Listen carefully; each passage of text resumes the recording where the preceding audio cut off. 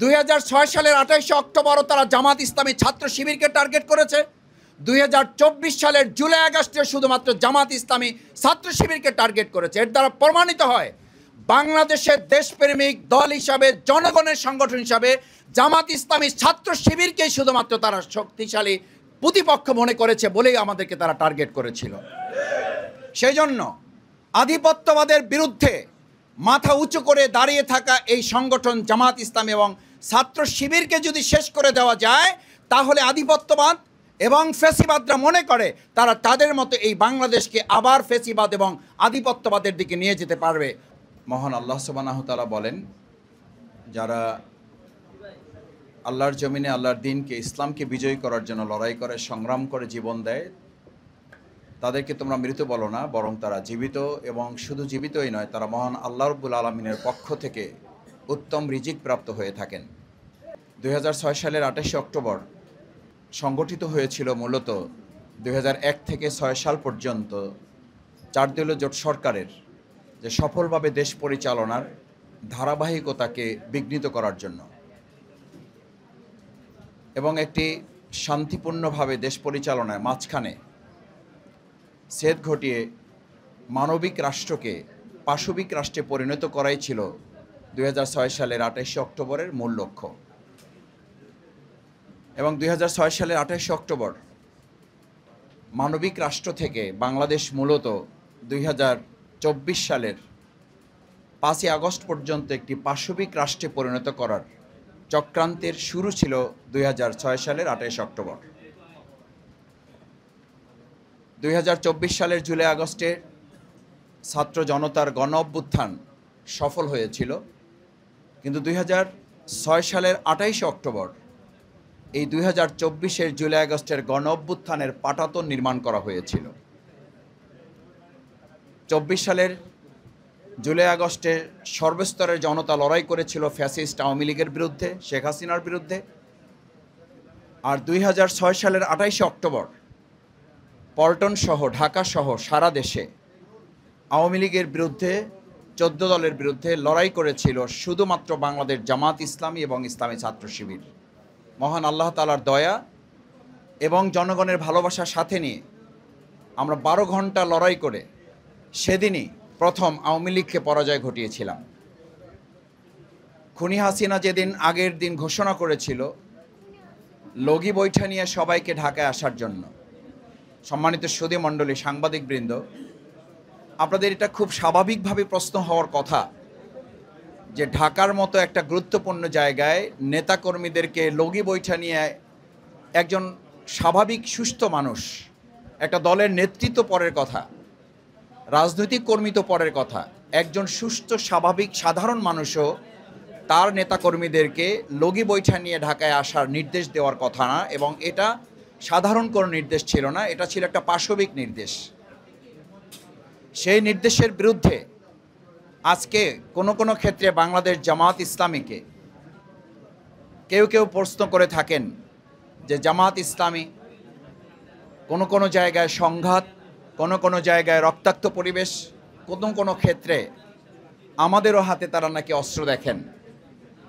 সাংবাদিকবৃন্দ, 2006 সালের 28 অক্টোবর আমরা আমাদের ভাইদের শহীদ হতে হয়েছে, কিন্তু আমাদের হাতে তারা খুব চেষ্টা করেও একটা ছোট এক হাতের লাঠি ছাড়া তারা কিছুই দেখাতে পারেনি। অথচ আমাদের বিরুদ্ধে প্রকাশ্যে AK-47 সহ পিস্তল নিয়ে আমাদের উপরে মুহুর্মুহুর ককটেল বিস্ফোরণ সহ গুলি চালিয়ে আমাদের 13 জন ভাইকে শুধু ঢাকাতেই শহীদ করা হয়েছিল। আমাদের হাতে একটা লাঠি তারা গোল চিহ্ন দিয়ে দেখিয়ে বলেছিল এই হচ্ছে নিজামী মুজাহিদের সেনাপতিরা।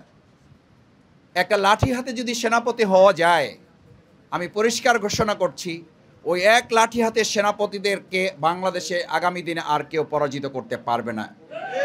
কারণ আমরা সেদিন একটা লাঠি হাতে শুধু যাইনি, আমরা মানুষের ভালোবাসা, আল্লাহর উপরে ভরসা করে আমাদের জনশক্তির ত্যাগ এবং কোরবানির সর্বোচ্চ নাজরানা দেশের জন্য, গণতন্ত্রের জন্য।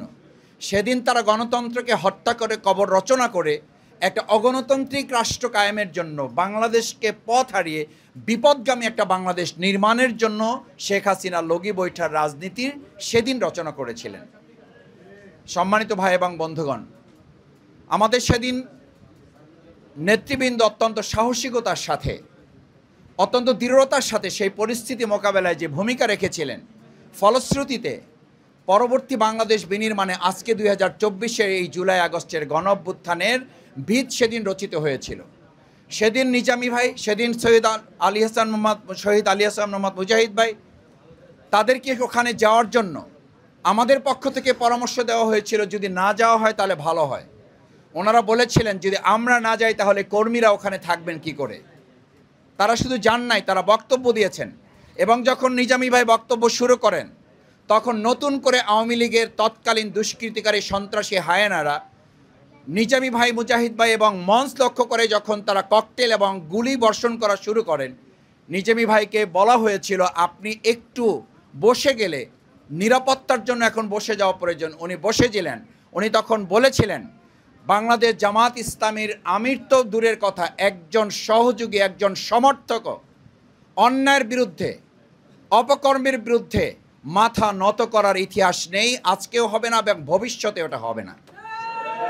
তিনি সেদিন বসে যাননি, দাঁড়িয়েছিলেন এবং সেই মুহুর্মুহুর ককটেল বিস্ফোরণের বিরুদ্ধেই তিনি দাঁড়িয়ে অত্যন্ত দৃঢ়তার সাথে শান্তিপূর্ণভাবে তিনি তার বক্তব্য দিকনির্দেশমূলক কথা তিনি শেষ করেছিলেন।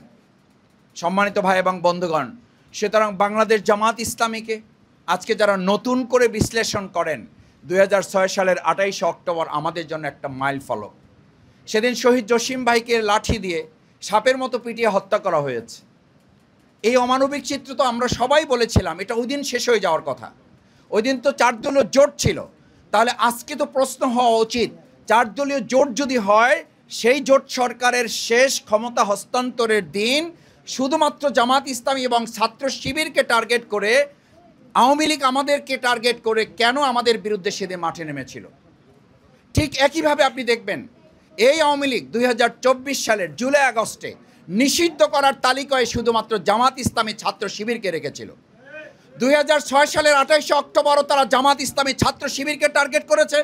2024 সালের জুলাই আগস্টে শুধুমাত্র জামাত ইসলামী ছাত্র শিবিরকে টার্গেট করেছে। এর দ্বারা প্রমাণিত হয় বাংলাদেশের দেশপ্রেমিক দল হিসাবে, জনগণের সংগঠন হিসাবে জামাত ইসলামী ছাত্র শিবিরকেই শুধুমাত্র তারা শক্তিশালী প্রতিপক্ষ মনে করেছে বলেই আমাদেরকে তারা টার্গেট করেছিল। সেই জন্য আধিপত্যবাদের বিরুদ্ধে মাথা উঁচু করে দাঁড়িয়ে থাকা এই সংগঠন জামাত ইসলামী এবং ছাত্র শিবিরকে যদি শেষ করে দেওয়া যায়, তাহলে আধিপত্যবাদ এবং ফ্যাসিবাদরা মনে করে তারা তাদের মতো এই বাংলাদেশকে আবার ফ্যাসিবাদ এবং আধিপত্যবাদের দিকে নিয়ে যেতে পারবে।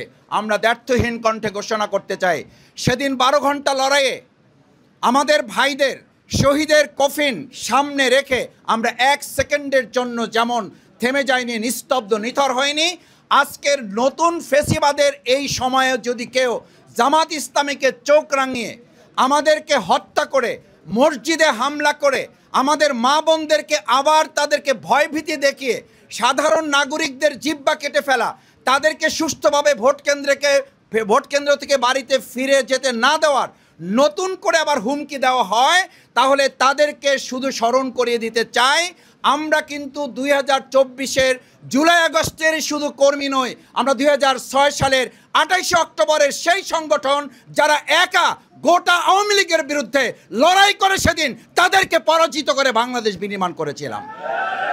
আসুন সম্মানিত ভাই এবং বন্ধুগণ, আসুন সম্মানিত ভাই এবং বন্ধুগণ, সেই আওয়ামী লীগ ফ্যাসিবাদের নতুন পদধ্বনিতে যারা বাতাস দিচ্ছেন, যারা মনে করেন আওয়ামী লীগ আবার ফিরে আসবে, যারা মনে করেন ইনক্লুসিভ নির্বাচনের জন্য সবাই মিলে অংশগ্রহণ করা দরকার, সেদিনও কিন্তু জামাত ইসলামী ছাত্র শিবিরের 2006 সালে 28 অক্টোবরের এই পল্টনের মাঠে এবং সারা বাংলাদেশে আমাদের পাশে দেশবাসী ছাড়া অন্য কাউকে আমরা পাই নাই। সেদিনও প্রশাসনকে ফোন করে পাওয়া যায় নাই। সুতরাং নিরপেক্ষতার বিচারে আগামী দিনের জাতীয় সংসদ নির্বাচনে আমরা বলবো রাজনৈতিক দলগুলো লেভেল প্লেইং ফিল্ড তৈরি করে একটি সুষ্ঠু নিরপেক্ষ জাতীয় নির্বাচনের জন্য জুলাই সনদের ভিত্তিতে আইনি ভিত্তি রচনা করার মধ্য দিয়ে একটা নির্বাচন যেন অনুষ্ঠানের দিকে আমরা যেতে পারি, তাহলেই 2006 সালের 28শে অক্টোবর যে পথ হারানো বাংলাদেশ, সেই পথ হারানো বাংলাদেশ খুঁজে পাবে নতুন পথের সন্ধান বাংলাদেশ। সেই প্রত্যাশা ব্যক্ত করে আমি আমার কথা শেষ করছি।